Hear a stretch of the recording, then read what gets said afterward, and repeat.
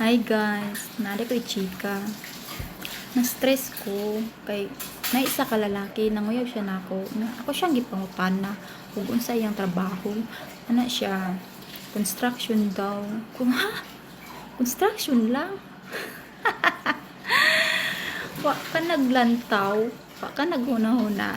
Kaning dagwaya ni, padulong rag construction. Hoy, mga construction, paminaw. Kabalo mo, mga akong ginapili. Like kanang pulis, seaman, tapos gwapo, tapos macho, puti, tangkad, natanan. Ang sarap man ang construction pod. Uy, nga ultimo ra. Uy, di jud na ko deserve.